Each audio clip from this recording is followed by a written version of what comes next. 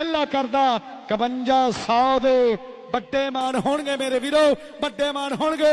भेड़थली वाला tractor ready रवो। और राजू आंदा, पवनजोत दा डैडी आंदा, गल्लां बखरियां। और देख नजारा जग्या, नजारा बखरा।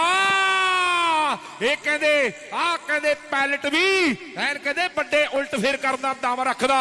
लो वेखो इस वेले मैदान दे विच आ गुरीए दा चाचा पवनजोत दा पापा इस वेले खेड मैदान दे विच करदा कमाल, लगदा जोर।